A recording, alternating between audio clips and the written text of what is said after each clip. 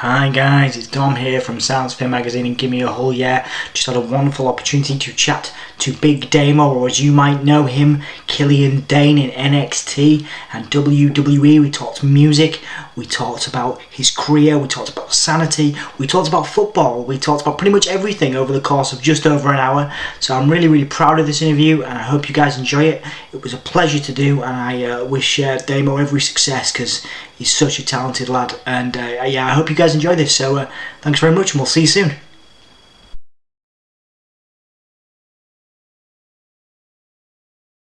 Cool. Well, Damo, mate, thank you so much for spending time with me. Really appreciate it.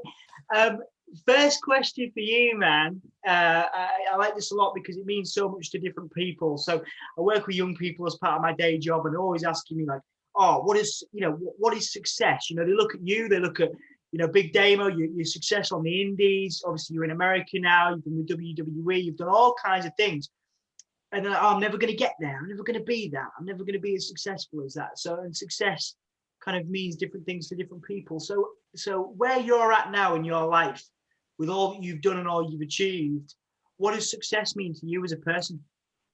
That's a hell of a question to start today, actually. Yeah. No, out of all seriousness, I think it took me a while to really understand what I wanted from life, I guess. You know what I mean? I always wanted to be a wrestler, but the from I was 16 onwards, I started researching. When I was 18, I moved from Northern Ireland to Scotland for a wrestling school. But even then, like, there's no guarantee because you still have to see if you can do it. So, I kept setting little goals for myself. And I think that was the most important thing was like, you set these goals for yourself. And then there was a period where I felt like there was this massive chasm between where I was and where I wanted to be. Mm, Um, and the most important thing you can do in those kind of situations is seek out people who can help you. yeah. And that's on you. I think a lot of people get kind of bogged down when things don't necessarily go their way, Mm, or if they get told no.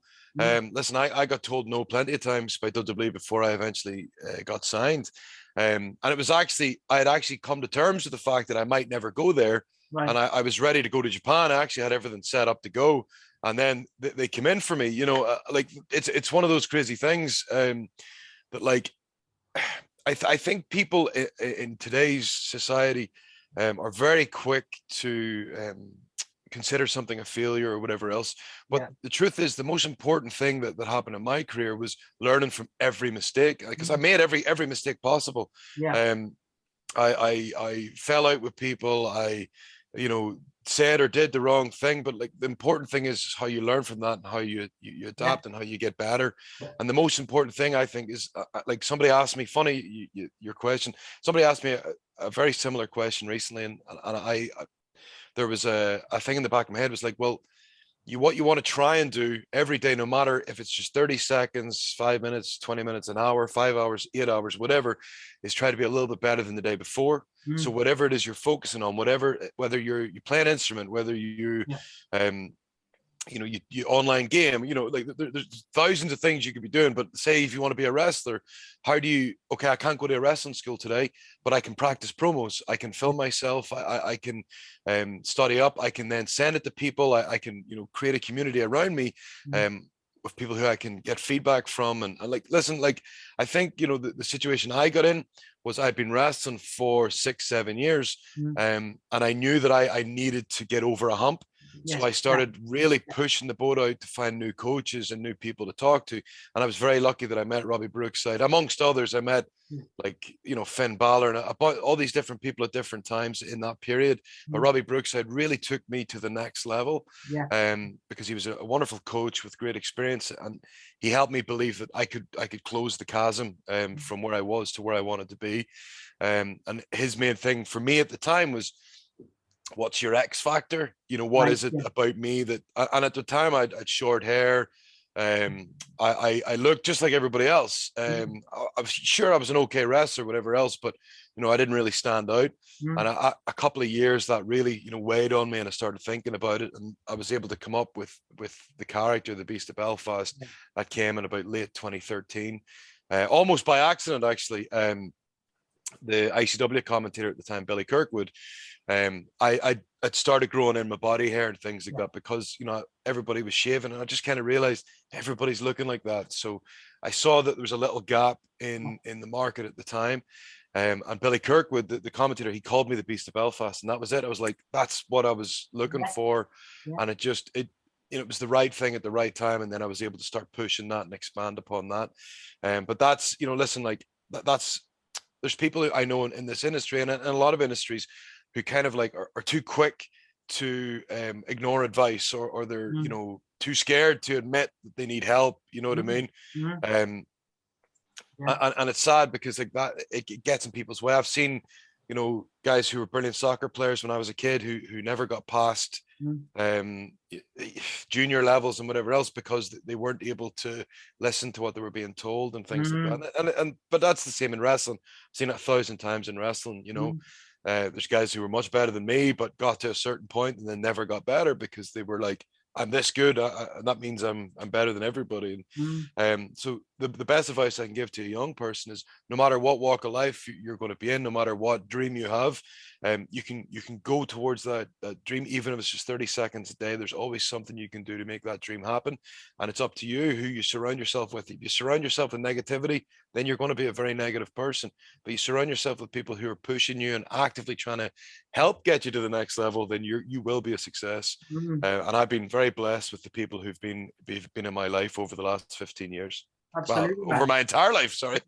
Yeah, it's a wonderful attitude to have. And I think you mentioned in a previous interview, you said, you know, right up until the end, you were going to the performance center, you were attending classes, you were helping a lot of the up and coming, you know, talent that was there. And I guess, you know, if you had some key tips, maybe 2 or 3, you know, wrestling specific, I suppose, but you know, obviously you've had to, you know, work and live in all walks of life, traveled around the world. You know, what key tips do you have for people that want to work in entertainment, that want to work, you know, as a sports entertainer, as you've been able to do?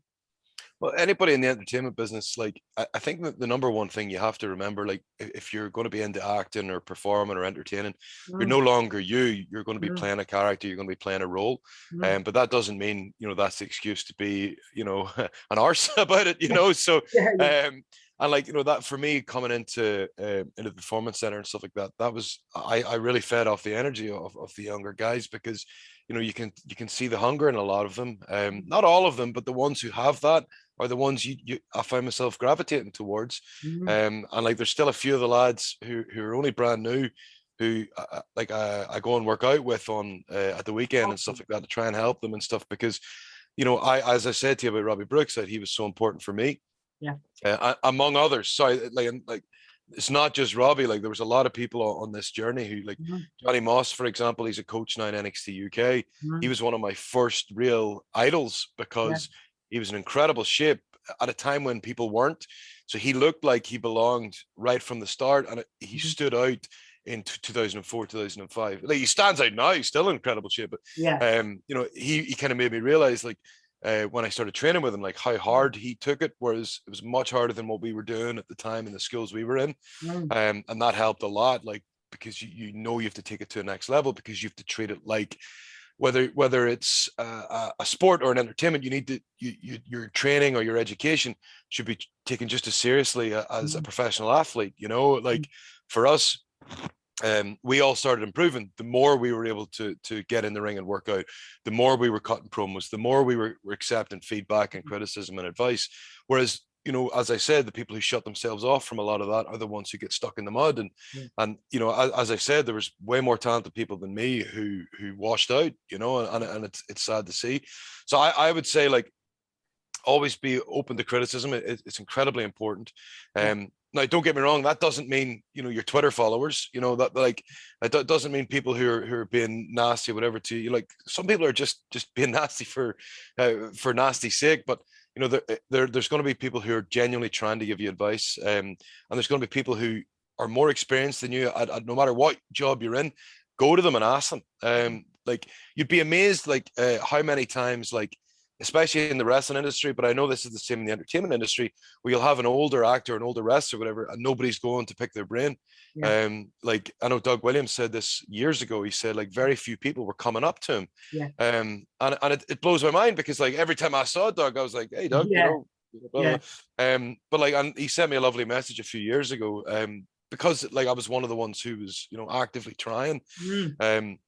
And I know that when Drew Galloway came back from WWE the first time, he knew there was a few of us who really were really pushing, and so he got a hold of us. But he tried with a bunch of others as well, and it didn't happen because they didn't want it. They weren't really willing to accept it. So yeah, that's the most important thing I'd say is if there's somebody there with more experience than you, no matter what you do, listen. What's the worst that could happen? You know what I mean? Like it can only make you better. Like you can't get worse from listening to somebody with more experience, And if it doesn't work for you, that's fine, but it's still worth listening to because there might be something that you can take. And that applies to so many things, not just wrestling. Yeah, so many industries. I actually got to talk to Doug a few months back, and again, lovely bits of advice for people, not just in wrestling, just like the stuff you're saying. It applies to multiple industries.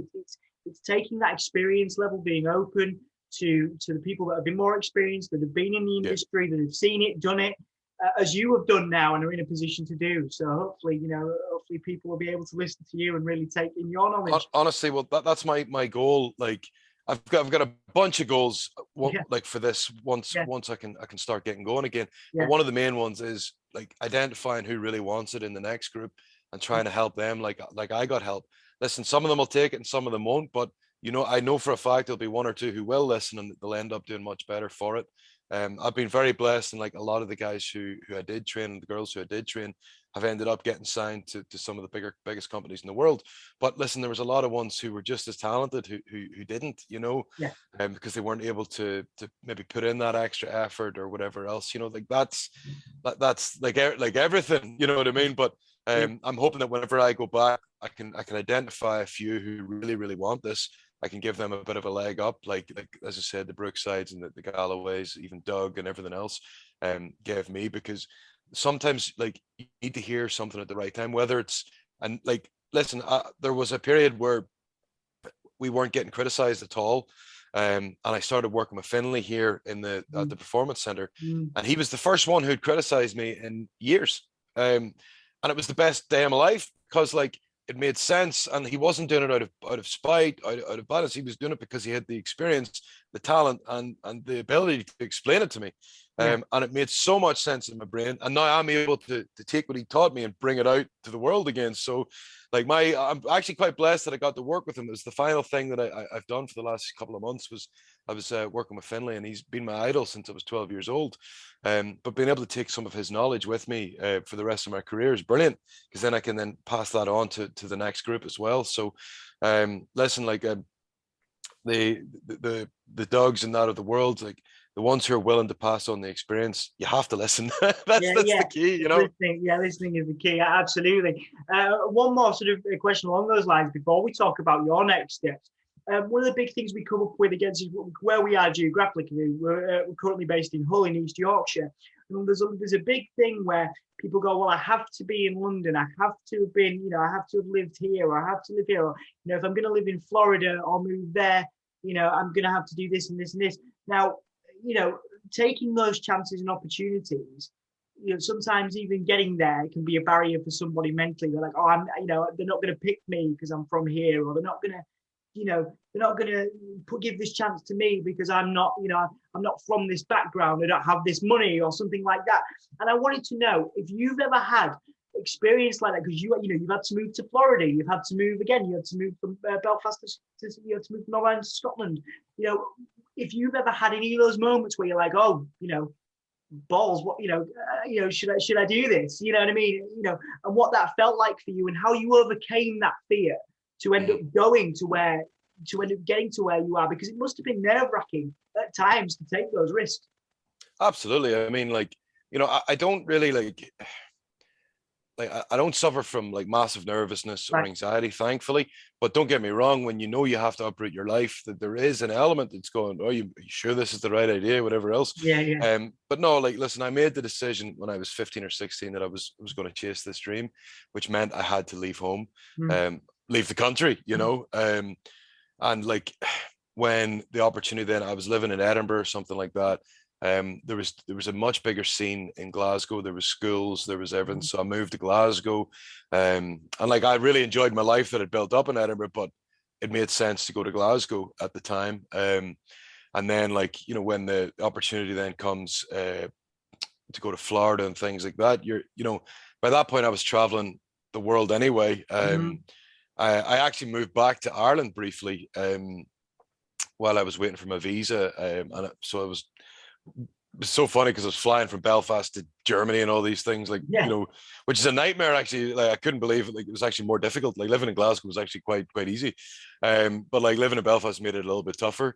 Like I flew over to America. I was doing like a tour of indies and stuff like that. And like flying out of Belfast is a lot different than flying out of everywhere else. So, but no, but I'm proud of the decisions I made, because like if I had stayed in Northern Ireland and waited for something to happen in Northern Ireland, then, you know,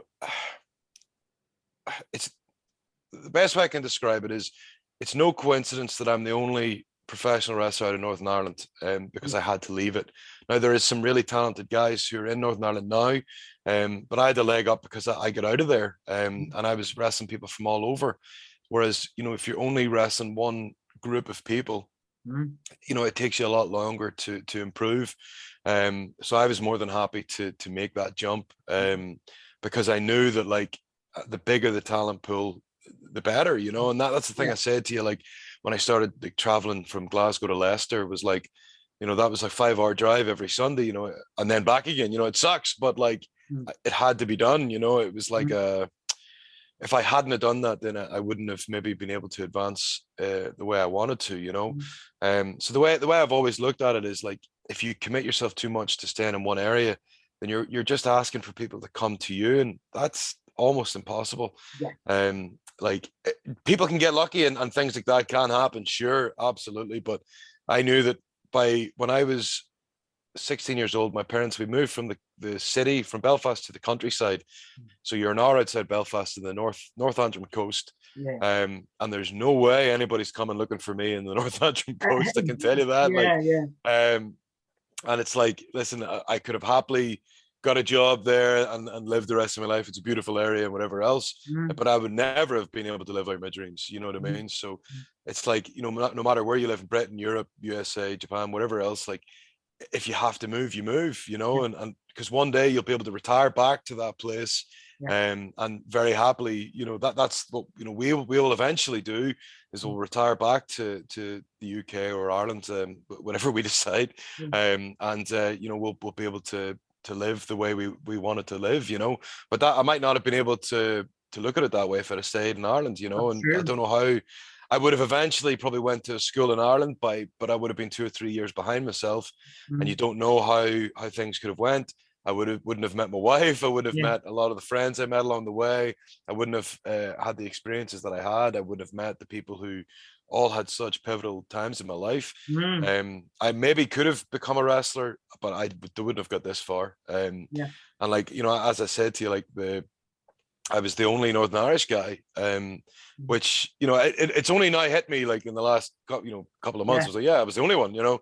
I know that Tucker did a bit in NXT UK for, you know, a little bit as well. So I'm glad I was able to help him get in the door as well, which is great. So and he was in great shape and he did really well for himself. So like he did a really good showing for himself. But it's like, you know, that there's only the two of us then, you know what I mean?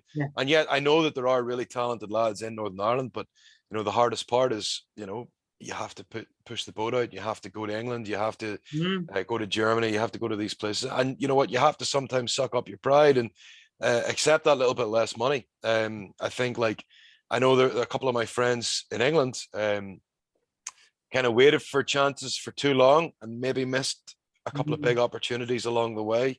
And you know, I'm hoping that they can get out of their funk and they can get their opportunity. But it did happen a couple of times because maybe they were like, well, you know, I'm not saying yes unless I get this amount and whatever else. But I understand that. Listen, like, you know, it's your body and what you do to your body, but you know, you want to put yourself in an opportunity to succeed at every possible chance.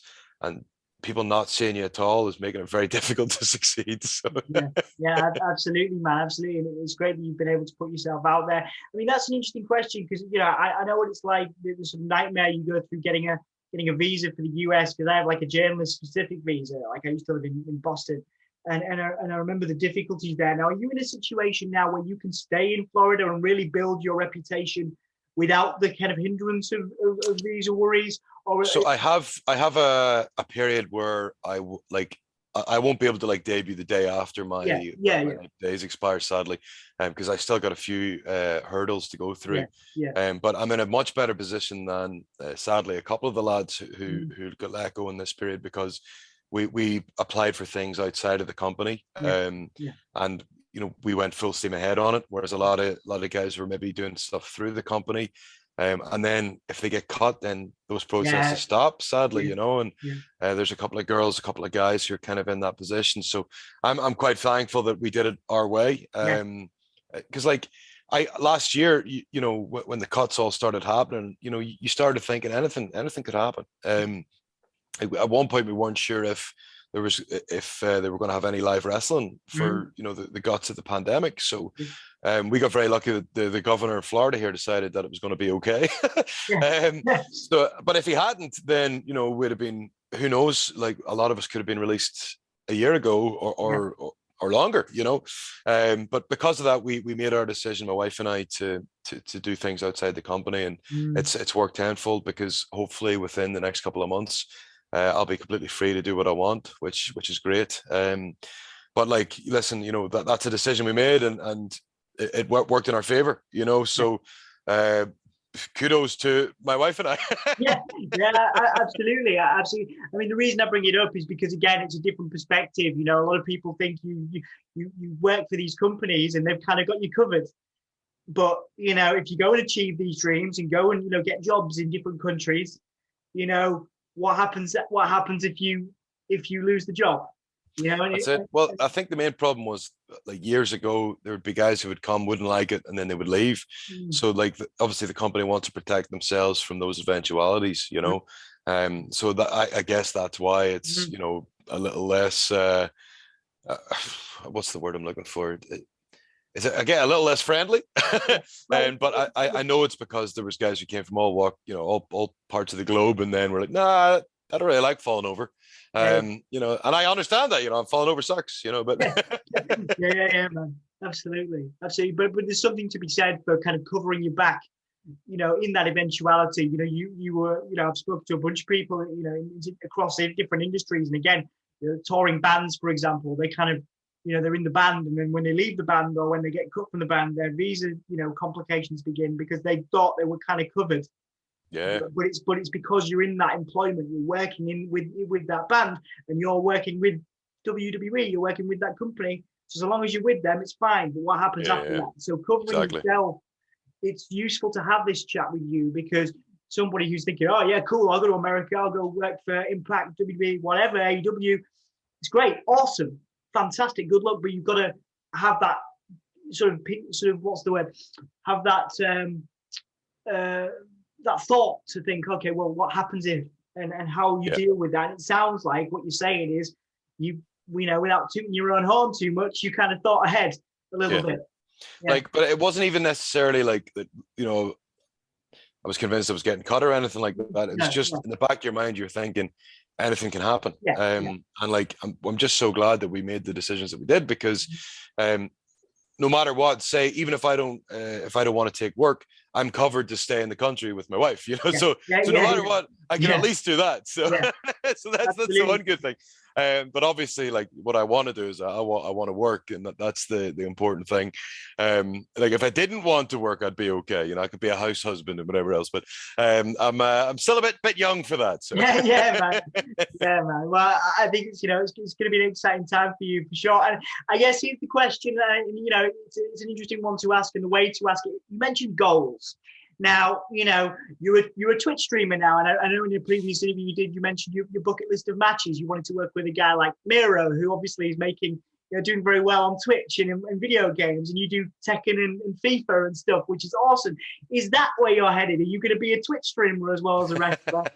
What things do you want to do next? That obviously you can't tell me what you've got planned and what's happening for you necessarily, but what are your goals and things you really like to do? So with the likes of Twitch and stuff like that, it was like, so we had a thing with a third party agreements and stuff like that. So that meant that like a lot of us. So I was doing Twitch streams with a friend of mine. He's on Raw as Mace, and a few other lads. We would do like podcasts and things like that on Twitch every week. And then we weren't able to do that anymore. So, that kind of goes out the window. But with, the end of the contract, so it means I can now pick these things up. And I already like video games, so it's an opportunity to open myself up to communities. And it's been a lot of fun. Like I've had such a laugh on these streams. Like today I was playing some of my subscribers, whatever else in Tekken. And they're all beating me, obviously. Like, so, but it was a lot of fun. Like because Nikki's away, for example, my wife's away because she's going to Money in the Bank today.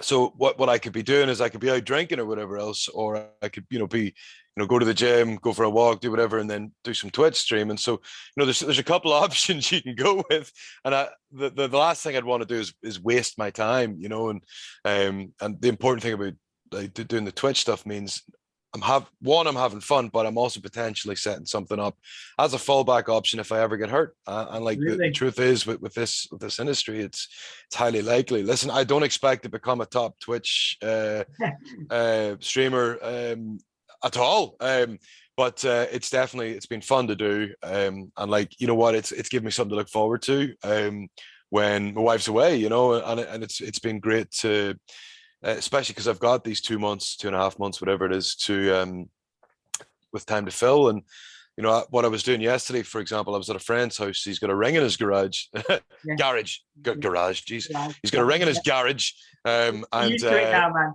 It's terrible. It's terrible. I still find myself saying pants instead of trousers. No, I don't like that. I don't like that. Bathroom. Pants are what you wear under the trousers. That's why.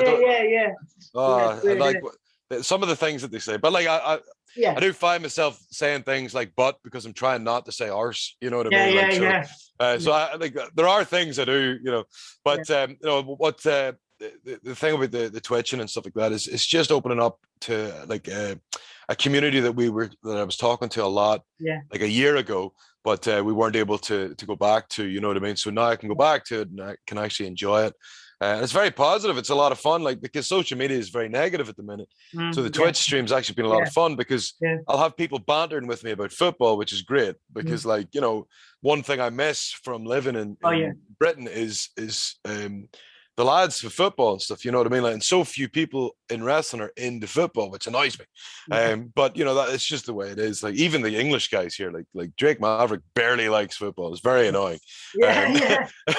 But it's just like the way it is. So I watched the entirety of the Euros with Robbie Brookside, for example, which was great. So I was able to watch England get all the way to the final and stuff. So it was fun. We made an event of it, whatever else. But like outside of that, like there's nobody else who really is into it.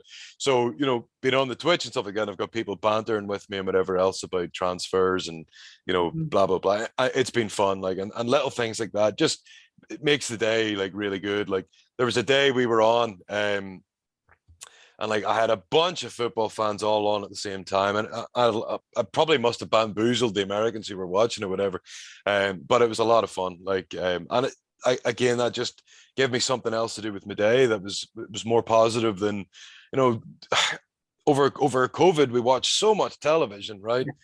That's the last thing I want to do at the minute, you know what I mean? Like I've got BritBox now, right? That's the thing we've been going through because we're trying to get all the British stuff because like I think I've went through everything on major streaming sites, so you don't want to spend all this time wallowing watching TV because I want to be, doing things that are more active and whatever else. Like that's what I was saying. It was yesterday we were rolling around in a very humid garage. But it was fun. Like it was good to do, but it was very humid yesterday. It was like 90 odd degrees or whatever Fahrenheit, which is like 30 degrees Celsius. So my God, it was hot. But it was fun to do that. And then a bunch of us all went up to Drake Maverick's house, and we watched the Impact pay-per-view, and it was good fun.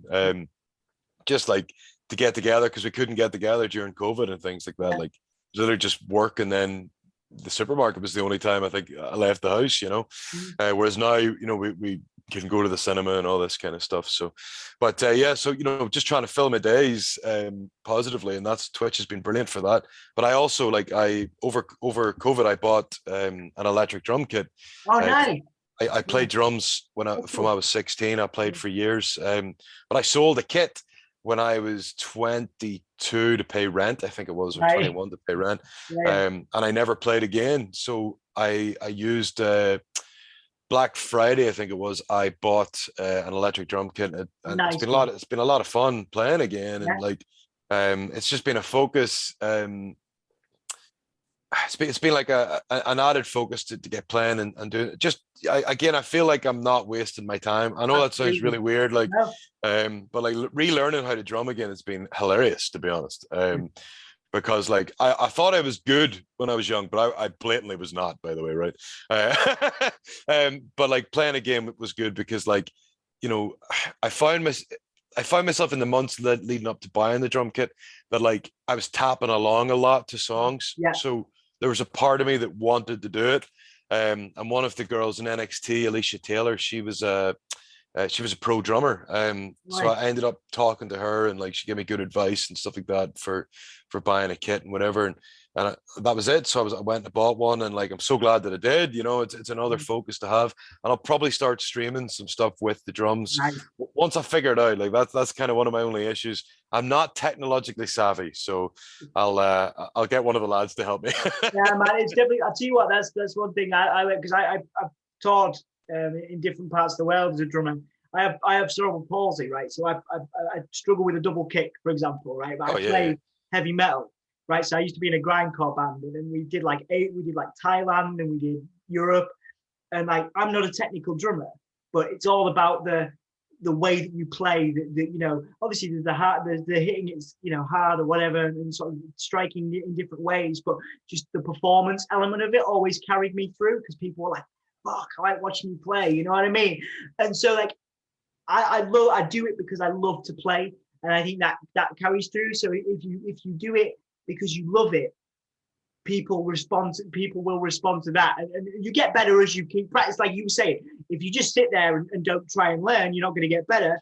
But it definitely, it's one of the most cathartic things I've found, to be able to play, and because I get terrible stage fright as well, but having played in different places, it's amazing. And I wish you the best of luck with it, man. It's gonna be an amazing. It's just really good for if you're having a bad day or if you're having a good day, taking it out of the room. It's really one really, way or the other, yeah. Absolutely. Yeah, really good, man. Really good. So that's exciting for you.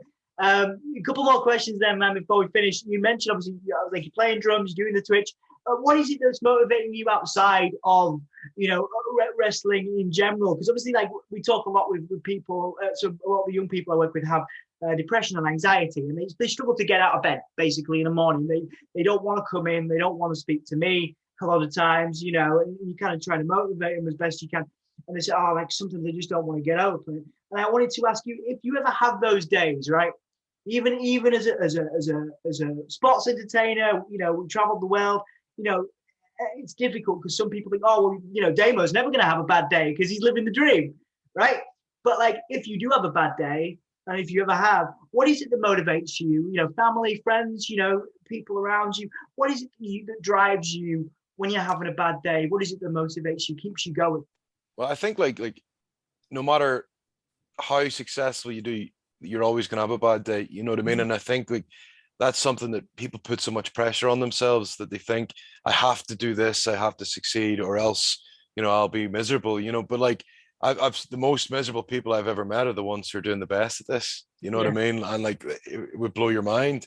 But the truth is, if I'm having a bad day, whatever else, I like to set goals. You know what I mean? Like, I'm going to do this, I'm going to do this, I'm going to do this today, and that really helps. Listen, like, this is the longest Nikki and I have been apart since lockdown. You know what I mean? So like, there's an anxiety just before she leaves, because you're like, oh, what am I going to do with my days? You know what I mean? Because you know, and like, crazy, because we've spent months apart. We've spent 3 months apart, 4 months apart at times, because that's the nature of this job. But we've been together for so much throughout the entire of the pandemic and everything else. Now we're at the other end of it. You know, the realization that the world's going to open up again, we're going to be apart. So you have to think of ways to fill your days in positive ways. That's what I was saying about like goals and things like that. So my goal right now is you know, to grow the Twitch community that I'm on. My goal is to be like rolling around a ring and stuff like that, to make sure that I'm staying relatively fit and healthy. So, you know, that was my goal yesterday, was I'm doing this, this, and this. Today my goal is this, this, and this, because yes, there are days you wake up and you go, oh, fucking hell, you know, like we're all like that, you know. No matter like how good you're perceived to have done. But for me, what always works for me is knowing, okay, I want to do A, B, and C today. If I don't get to C, that's fine. I'll get there tomorrow, but I'm going to try to do A, B, and C. You know what I mean? Like, yesterday I had such a jam-packed day. It was absolutely crazy, but like, you know, I made it work. You know, I smashed through it as best I could. You know, today like was slightly easier, but like I still had a lot on my plate today. So, but like I've now realized I've got this gap of 2 or 3 hours now. What am I going to do? But that's a good thing, because now I can decompress and whatever else, and like that's good. But what's driving me, more importantly, like outside of all this, right now the thing that's driving me the most is I want to wipe it in people's faces. So that's that's something that's in the back of my head, like, because you know, a decision was made that I was to be released from the company, and my overall goal is to prove that that was a mistake on their part, and like, so even if I don't get to that point, I'm going to reach for that and I'm going to push for that. Absolutely. You know what I mean? Because I know that I'll enjoy the journey as that happens. Because like, I think I'm at the point in my life now at 36 years old where I've accomplished all my major goals. And like, I very incredibly lucky to do so. I wanted to get my parents out of debt. I wanted to help my sister with property. I wanted to look into property of our own, like all these things that you want to do, you know what I mean? Like, and you know, on Nikki's side, like helping her family and things like that as well. And like all the things that we wanted to try and do, we've pretty much done. And like from an egotistical point of view, yes, you know, you want to do A, B, and C, whatever else you want to put zeros in your bank and all that kind of stuff. Sure, absolutely, all that stuff is whatever. But you know, if I had got released last year, the year before, at least I know that I did the things that I set out to do, you know. But now the goal is, you know, it's changed because of the way things have happened, the way this last couple of months have been. My goal now is when I can start going again, I'm going to smash it as hard as I can, you know, because I said to you earlier, I want to look out for the next group and help them through. But I also want to make sure people are looking at me and going, why is he, like, was he not there? How is it? Why did he get let go? You know, and I want them to think that way as well. And I want them to one day come back to me and I can, you know, enjoy the conversation then. Because like, listen, like I don't hold like a grudge, but I'm trying to force myself to. So. So you can stay motivated, absolutely. So you can absolutely, man, absolutely. That's awesome. And I wanted to ask as well, because I actually got to speak to Axel a few weeks back when he was, you know, he's the best. Yeah, he was such a lovely dude. We talked about music and stuff. It was ace. But he talked about, you know, what he would have liked to have seen happen with Sanity, what he would have liked to have seen happen with his run. And there was a point in a recent interview where you talked about timing being everything. Now, you know, Sanity was stop-start. You know, obviously you had a lovely, you know, sort of angle, you know, towards the end of your NXT run, which was great with Drake Maverick. That was really cool. But was there any, you know, and you've obviously done really well in the indies, you know, there's ICW stuff, there's obviously the NXT, you know, your time with NXT. Is there anything where you thought the timing was perfect, where you were like, you know, where that everything went perfectly for you, or has it been, you know, up and down throughout your entire career? So there was a little period between 2014 and 2016 when, like, I felt I was on the trajectory that I wanted to be on, which was going up, because I had felt I was at a stalling period before then. Like there was a little period like '08 to 10 where it was just flat. Like the recession hit, houses went down, there was a lot less work going around. But I stuck at it, and like that was I'm glad that it did, because like I know of a bunch of people who went away because they had to try and get jobs and whatever else. I stuck at it, and then by the end of 2011, that's when I met Robbie Brookside, and like the next thing. But that period between 2014 and 2016, like yes, there was definitely downs, but like it was generally 2 steps forward, 1 back. It was never the other way around. It was always up, up, down, up, down, as opposed to down, down. And that was a good thing because, like, yes, I remember. You're flying. Like I wrestled whatever at the weekend. Then on a Sunday it was like Progress at 12 o'clock, and then a fly up to Glasgow and do ICW at night and things like that. Then on the Wednesday it would be Walk Culture, Thursday be Walk Culture, Friday then doing like whatever kids show, whatever, Friday, Saturday, then Sunday it was ICW again. It was like that kind of crazy, like awesome few months, and then like I knew, okay, I'm wrestling Tanahashi and Nakamura and stuff like that, Ishii, and you're just like, oh my god, like so then you're having your kind of normal kind of matches, and then boom, you've got Drew Galloway, you've got Nakamura and things like that, and it's like, so you're wrestling people that you can help, and then you're wrestling people who can help you, and it was just such a great few years for the British scene, to be honest.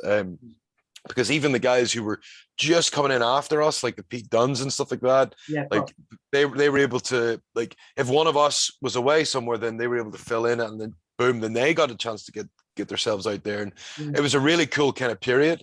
Like Zach Gibson's another one who like was on the precipice, and he was just waiting for that shot. Then he got his shot, and then boom, there he took off as well. It just kept happening, and like over and over again. Like Will, Zach, and Marty went out to New Japan, so that was big for like that little Rev Pro roster was incredible at one point, because he maybe used 6 or 7 of us who were based in Britain, and all of us then went to WWE or Rev Pro or whatever else. So like there was that little period where pretty much that entire British contingent went and did something. So so like that period 2014 to 2016, it was just up. And like even when I said I got the knockback, I did a tryout early 2015 for WWE, and they pretty much said, listen, there's nothing, we don't have anything for you. And I was like, okay, but like I did a promo. The last thing I did a promo for William Regal, and he loved it, which was awesome. So he stayed in touch with me after, and then as that summer I just blasted through. I think that's when it was like Ishii, Nakamura, Tanahashi, all these kind of things, and Drew and Rampage and all these cool matches I was having. And then by the end of the summer, I think WWE were trying to sign Nakamura, and they needed footage, so they used footage of me against Nakamura at Rev Pro. Thankfully, Andy gave it to them. Andy Quilty gave it to them, because then that put myself directly in front of all the bosses, and they were like, "Well, who's that guy? He's interesting." And then Regal, William Regal, like put me forward because like he'd really liked my promos. He knew I was working hard, and then suddenly they sent me a very different invite than before. And the thing is, like, I was pretty much I decided I was going out to Japan, so like it was a crazy few months. And then even like Impact had got in touch, and I'd been scheduled to do stuff. They just announced stuff that we were going to do, and so it was a really weird couple of months. And then WWE like offered me the deal and stuff like that. So yeah, it was those couple of years were brilliant. And then like, but it wasn't just for me; it was for a bunch of lads. Like there were so many of that crew who I came through with, who had all been wrestling for a good while, but like the crowds had been down, and then suddenly like wrestling kind of got cool again. ICW, Progress, Rev Pro, like, and a bunch of others all kind of made like really big headroad to OTT in Ireland, another one. Like they all like had started like connecting with their crowds, and like the crowd was just incredible to work for. And like honestly, it would be hard to go a weekend without having at least one really good show. And like, I remember I said this in an interview before. I was sitting there's a couple of those shows I was at, and I just sat looking at all the guys in the locker room, and I was like, these are all the guys who I really like, and we're all in the same locker room. Like I'd see one at one show, one at another show, one at a third show, you know, but suddenly we were all kind of on the same show at the same time, and it was exactly why a lot of shows were so special at that point, because that was literally like it started cherry picking guys from different parts of Britain, whereas before, you know, it wasn't as cost effective to take, you know, 3 guys from here and 2 guys from there and fly this guy in. You know, like when I think of like Rev Pro, Progress, ICW and stuff like that, they were like, you know what, money's good, so we're going to just bring in the best roster we can, and it really showed in the product. Because a lot of them, they all kicked ass for that entire period, you know. And yes, the bubble burst slightly, and then COVID hit and everything else, but like I've got every belief that it'll hit again, because there's a lot of talented lads and ladies willing to go again, you know. So so like, listen, that was my little trajectory, and that was, you know, 7 years ago to 5 years ago. And they always say like there's cycles of 7 years, so I'm hoping that this next group of ones ready to go have that fire and that determination, because, you know, I'm looking forward to getting in the ring with them. I'm looking forward to seeing which ones want to go. And as I remember, like Pete Dunne, like I'd known him for a long time, and we had done a show together in Rev Pro. I think we were staying in the same place after, you know, got chatting to him, and I wrestled him when he was a 14-year-old kid, like, and I hadn't seen him in like 10 years, and he fell out, and he'd started getting really good. I'd kind of noticed like he was good, and I just remember like I was saying to, like, I think Mark Dallas, whatever, at ICW, I was like, there's something really talented there. And I said it to Quilden as well. And like literally, I think, to be honest, Pete was better than us, you know what I mean? Like, so, because when his chance came, he killed it even better. Absolutely. So you know, that's one of the coolest parts of wrestling at the time. And I'm hoping that that's what we can do all over again, you know, because that's going to be the importance for the growth and for the scene and for the next 10 years and the next 20 years of the industry, even here in America, because they're not as afraid to sign people from across the world. Whereas, you know, maybe 15 years ago, there was a bit of more hesitancy towards European indie wrestlers, whatever else. It's a bit different now, because, you know, they realize actually they're really good. Absolutely, man. Absolutely. It's great to see your enthusiasm for helping, you know, the up and coming wrestlers. But, you know, you mentioned, you know, Pete Dunne killing it. You know, the stuff you got to do, the Sanity stuff, the stuff with Drake. You know, you. I mean, that's my opinion, but you killed it. It was entertaining stuff. You know, thank you. I enjoyed that. You know, and I think a lot of other people did. Is there anything, I asked Axel this, you know, with Sanity, because he was really into that. He really said he got to be himself a bit more, you know, because he's obviously big into metal. He was like, I got to extend on those entrances you guys did. I got to extend parts of myself. Now, I wonder how you feel about it. Is there any sort of unfinished business, might not be the right term, but is there anything you would have liked to have done you didn't get to do? I personally, I think we did well with Sanity, because like I wasn't meant to be in it. I was a replacement. So you know, like it wasn't made with me in mind. So like I was delighted to get involved. That was great. But you know, that wasn't invented with Damo in mind, or Killian, or whatever you want to say, you know. So like you know, people ask me about Sanity a lot, and I had a really good time. But the character wasn't designed for me. But I tried to make the most of it, and that was something that like I knew that I had to try. I had to really like I that's where I developed my relationship with the people in charge, because I was asking, okay, what do you want from this? Because, you know, there is a lot of guesswork in wrestling, because, you know, you're just waiting to see what works with the crowd, whatever else. But the important thing is knowing what your employers want. Like, and it was the first thing that I said, what do you want from Killian? Because Sawyer, who I replaced, was like really aggressive, and like, you know, I thought he was brilliant in the role. Him and Axel were both crazy, and they're like, well, we don't want you to be crazy, we want you to be stoic. Which is funny. I'd never really played like a stoic character, because in the indies you can't. It's boring, you know. So you know, you have to play the stoic, kind of aggressive, explosive character, and like that was cool. It was great to try. But I found I kind of hit my niche when we became tweeners to faces, because I could start bringing a bit more of who I was bring more Damo into Killian. Whereas before I was playing a bit more of a specific role, but like as they got more confident in what we were doing, they kind of give us a bit more free reign to do a bit more with the characters. And like that period in 2017, like 2017 was the best year of my life in terms of wrestling.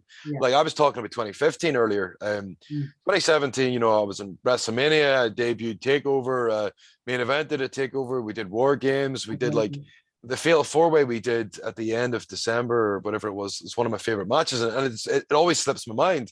But it's like, you know, that little run, like in 27, we were tag team of the year, you know, all these things that, like, you know, I forget about, you know, like one of the match of the year candidates and all that kind of stuff, like all the things that you don't set out to do, you know what I mean? But it happens, you know. Like I'm not gonna lie, like I don't go into, I know I've got a 3.5 minute match, I'm not thinking match of the year, you know. You know, like it's impossible. But when you've got something like a War Games, whatever else, you can go, you know what, I'll do this. And then Shawn Michaels like says, hey, remember you did that dive from one post to the other? You can maybe do it here. I was like, yeah, shit, I probably could, yeah. You know, so it's stuff like that like and the people we were talking to, as I just mentioned, Shawn Michaels, for example, he was our coach at that point, which is like one of those mind-blowing things that happened, you know.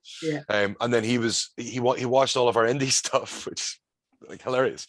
And like he's like, you know, giving us advice, you know, okay, trying to encourage us to use things that we weren't using, because we all had a bit of a leash on us for a little while, as NXT was fighting its identity, because, you know, NXT went through a period where it was like everybody was like a year then called up, year then called up, year then called up. And then at this point, the roster's chock full. So guys have to sit a bit longer. So that meant that people could connect a bit longer with the NXT characters. So like it meant then we had to work, you know, we were allowed to work a little bit freer. And that was great for us. And as I say, like my 2017 into the start of 2018 was awesome. And like the craziest part though was like I was violently ill middle of 2017, early to middle 2017, because I was in ring so much in training and stuff like that I ended up developing like a acid reflux problem, which I never had as an issue, but because I was burning so many calories, I was trying to eat so much to maintain the weight. It was really hard to stay 330 at this temperature and then all the in-ring work we were doing. So, you know, there was a period that was actually really difficult to stay a big guy.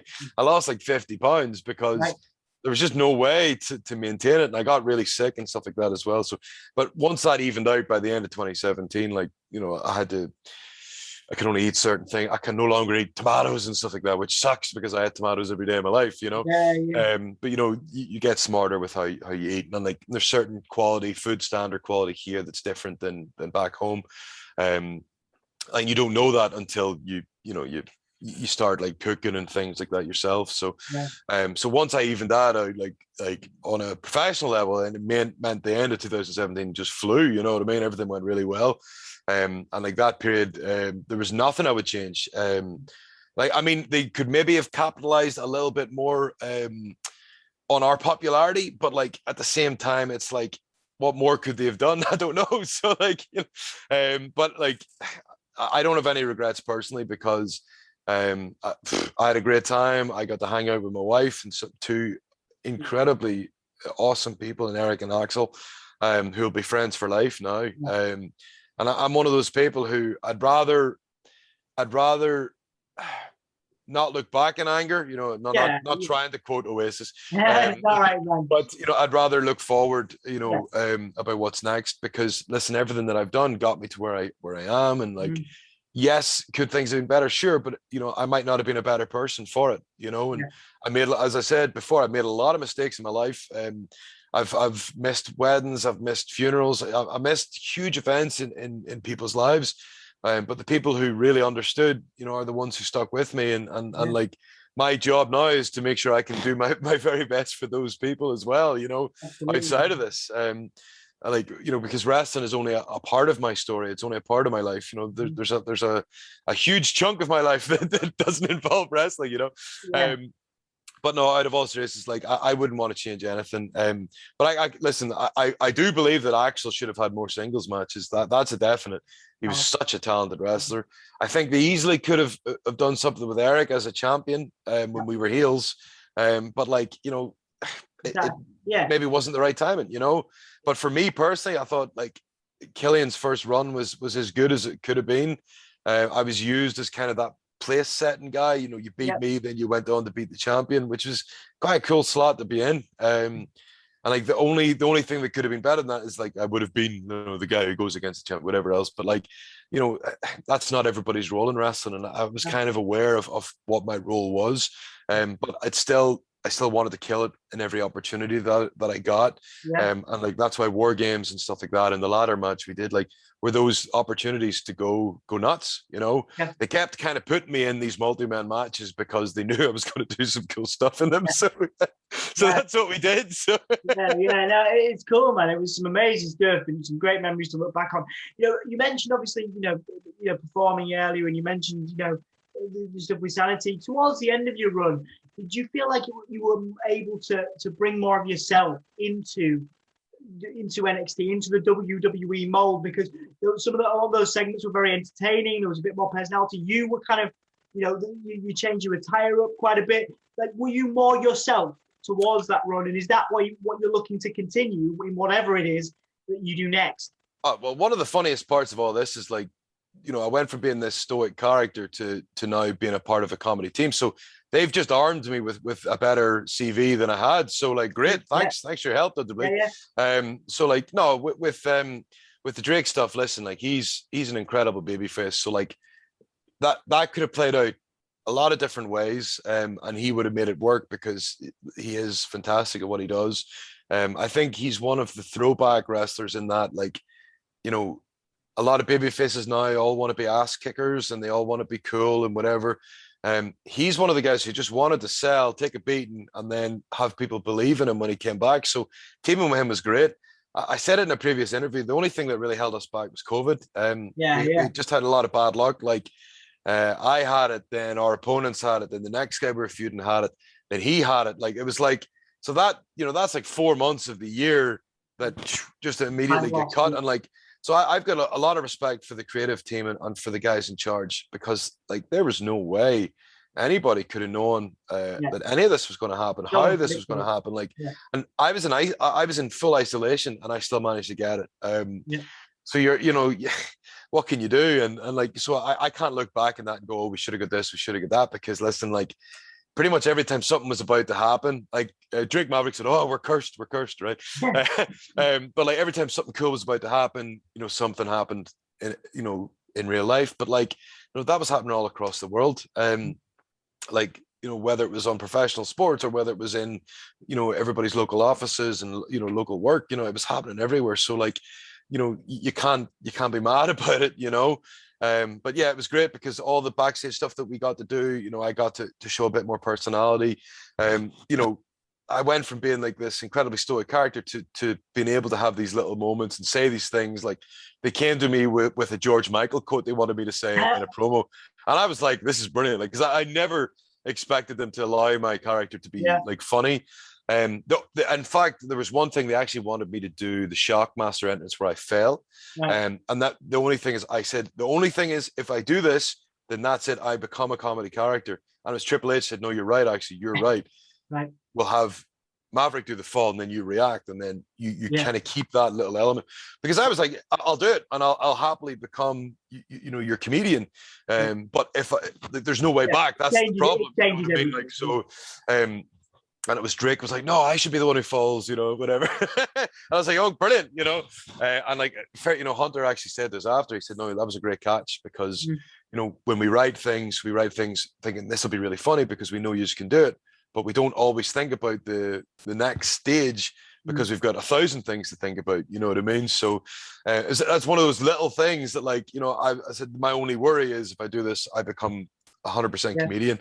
Because for us, the whole idea was always going to be that, you know, I was the straight man to his comedy, but I could react to whatever he does. Yeah. You're able to bring that little bit more. And like our real life personalities are very similar to what we were doing there. I've known him for 15 years. So like, so some of the stuff that like, you know, like the other day, like he's telling me what he's bought, and I'm just like, Jesus, I can't believe he's saying this. You know what I mean? But that's our relationship. And then we're able to put that on screen so that, you know, and listen, if people can't get something good with Drake Maverick, then they're in the wrong industry. You know, he's a consummate pro. His entire his entire ethos is to try and make the other person look good, which is sadly something that's disappearing in wrestling at the minute. Not widespread, but like you're noticing it more and more. But a guy like him should have a job for life, because he's willing to make an arse of himself, and then he'll do whatever you want and make it look good. Like he was a lot of fun to do all this with and do this journey with, because, you know, when they initially pitched it to me, I was like, well, I don't know, like, I don't know if it's a good idea, whatever. I just can't remember who I was feuding with right before that. And I was like, I don't know if this is a good idea. And then it ends up being the best idea, you know? And like, that's what I love about wrestling, you know? It's somebody's idea. And then we didn't like bitch and moan. Like we wanted to really go and make it work. We're going into training together to try and think of things that we could do. Like we would argue all the time, which is even funnier. Like, you know, I was trying to like do maybe something too cool, and he's like, no, you can't do anything too cool, because then, you know, we're getting the pop for the wrong reasons. And it's so interesting, like his mindset. But he was right, you know, and like that's why we enjoyed working together, and like we bounced off each other really well. And you know, I've got every hope for him for his future, because, like, as I say, like when he does hang up the boots, he'll be an incredible person backstage. Because he's got this wealth of experience and knowledge, and he's pretty much done everything, which helps. You know what I mean? So and like he's still at that age, and he's in great physique that, you know, he could go on a good while yet. But no matter what he decides, like I'm excited for his future as well. I'm hoping that they don't keep him off TV for too long. It's so entertaining for sure. And it's interesting you mentioned that. The moment where, you know, you could have been the shockmaster there, you know, you could have been falling through the wall, and you know, that was picked up backstage. And it just goes to show, you know, you mentioned Drake as well, the mind for the business, which is it's a valuable asset to people. And it's an example of what you were talking about, that experience of going, well, yeah, you know, you could put me in this role, but actually, you know, and somebody with Hunter's experience picking up on that is a testament to your mind for the businessman, for sure. But it's also a testament to him, because like he could have said, no, you're doing it.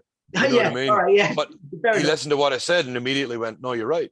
You know, so like that's awesome. And that's why he is who he is, and why he's had the career that he had, you know what I mean? Because he could easily have just told me to piss off, you know, because you know, he's the boss, whatever else. But he was very approachable, and he was very easy to work with, you know what I mean? And like I always made a point, I'd only approach him if I really needed to, because like he's a very busy man, you know what I mean? Right. But anytime, it'd be funny, like, you know, you're trying to let him do whatever, and he still comes over and has a laugh with you, you know what I mean? So like it's incredible that he was able to do that, and it's brilliant for a lot of the guys there, because, you know, we all grew up watching him. You know what I mean? So he was like the biggest villain in wrestling in the early 2000s. Everybody hated him. And you know, you realize like, hey, he's actually really good at his job. Yeah. No, it's great. It's good talking about performance, you know, like being able to work with Triple H as well, because again, it's a testament to your ability to perform and bring elements of yourself and that comedic character towards your NXT run. And that is my next question as well. Before we finish off, before I do the whole, you know, getting you to plug all of your platforms before we finish, you know, towards the end of your run, you had, you know, a lot of what we do is music related. Now, you had a lot of cool band t-shirts at the end of your run. Now, I wanted to ask you, you know, obviously I know that's not just part of your character and the character you're performing. What music do you love? What music do you listen to? Was it, you know, the Tools and things like that? But what do you love musically that is not just the character you presented on screen, but yourself? So pretty much all the bands that I wore were all my favorites. They're all my real shirts. You know what I mean? That I wear on it. Like I'm actually wearing a Cobra Kai t-shirt right now, so it's not a band t-shirt. But normally, no, honestly, like Rage Against the Machine and Tool are my two favorite bands. Like I I think I've fallen in love with Tool so many times, and it's just one of the weirdest situations. Like, so as a drummer, like knowing how good they were, like Danny Carey, just such an incredible drummer, and like I knowing that I could only be as good as him if I spent the entirety of my life like playing the drums. You know what I mean? He's that incredible.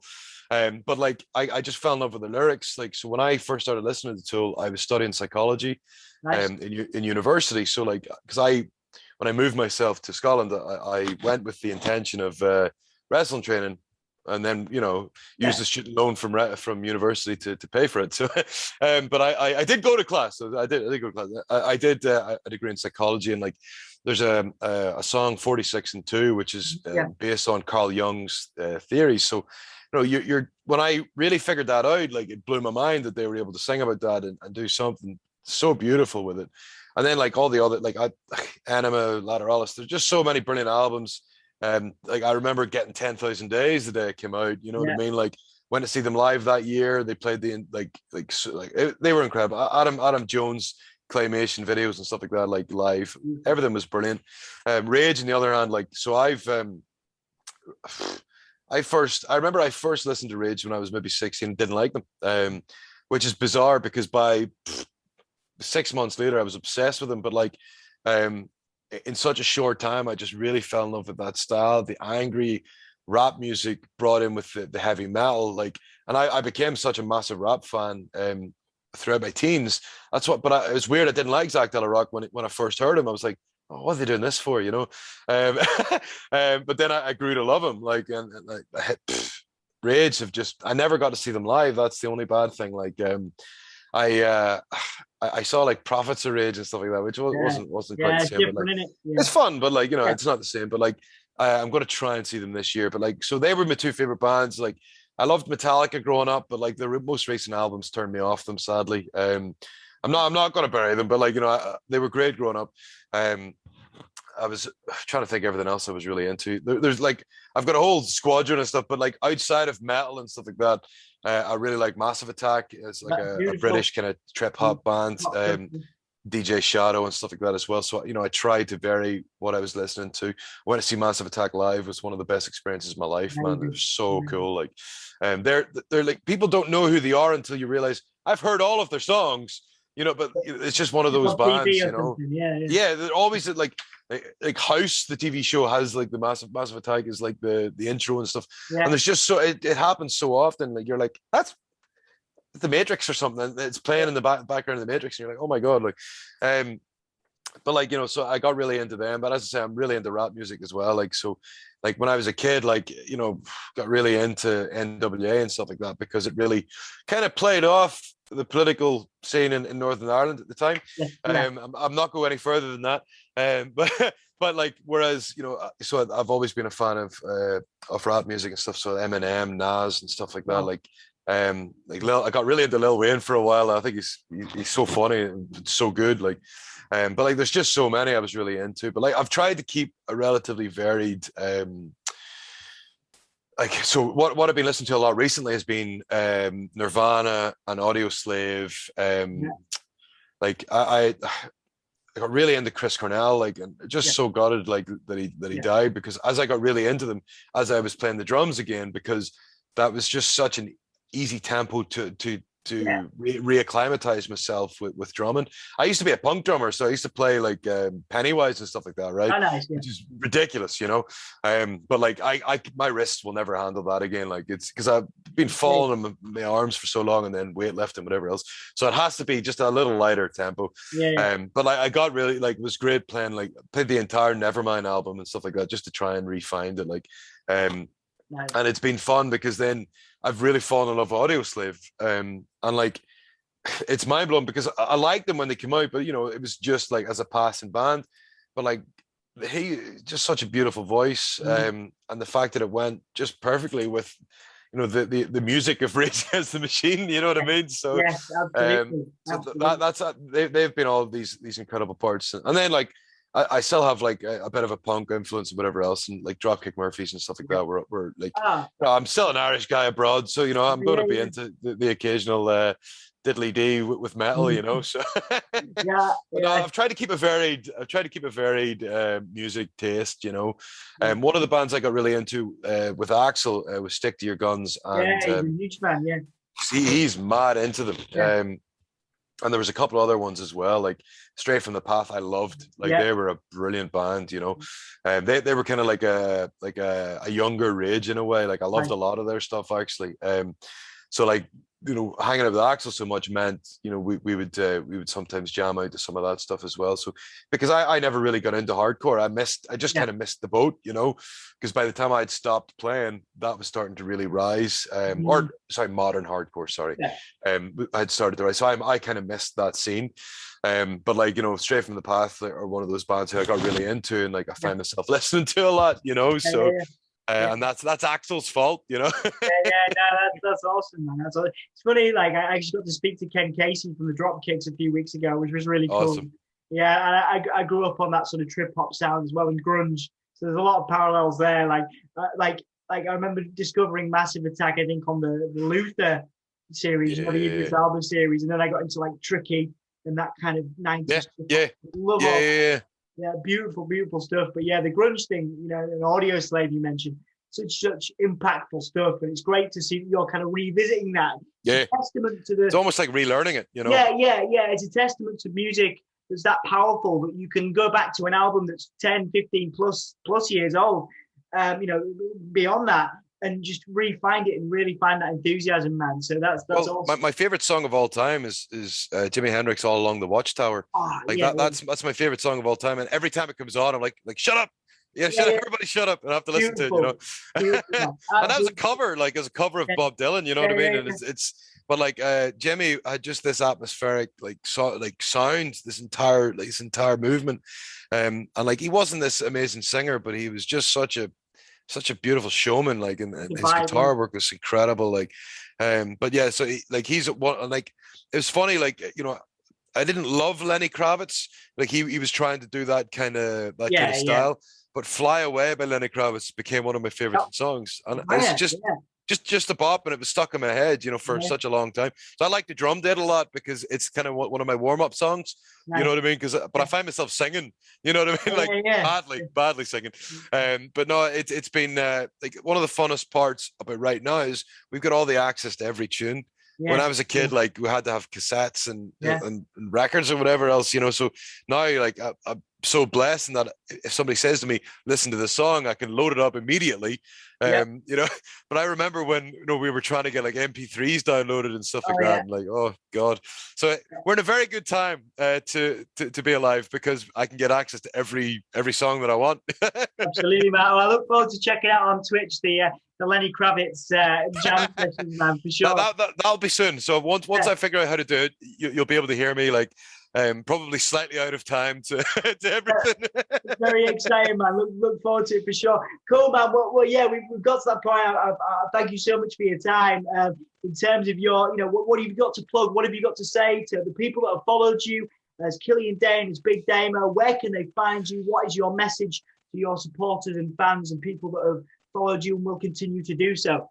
Well, the main message is thanks very much, everybody who's came with me in this journey, but you haven't seen nothing yet. So I'm kind of raring to go, and I've got 2 months still to go. So, so look at this way. I've been working a lot on how I want to present myself and how I want to go going forward. I'm not going to walk in what you saw as my last show as Killian Dain. I'm going to be something very different, and I'm looking forward to showing that with everybody. But you can keep up with me on social media, on Twitter and Instagram at Damo Mackle, all one word, Damo Mackle. And same again on Twitch. It's twitch.tv/Damo Mackle. I'm streaming a few times a week at the minute, so I'm open to ideas. If you got some silly ideas, I'll give it a try. I'll try some really terrible games.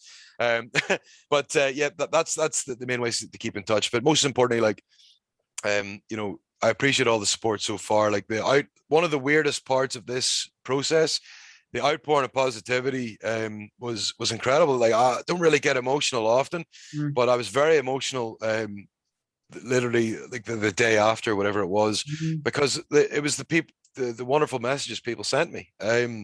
like whether it was colleagues to fans, whoever else. So I'm very excited to repay that to everybody, and show people how much I love this industry when I get back out there and get raring to go. And as I say, I want to wipe it in their faces. So I'm going to give it a good go. So I can't wait. Absolutely, man. So, Damo, thank you so much for your time, man. It's been an absolute pleasure, and I look forward to catching up with you again, man, for sure. My pleasure. Thanks for having me. Appreciate it, man.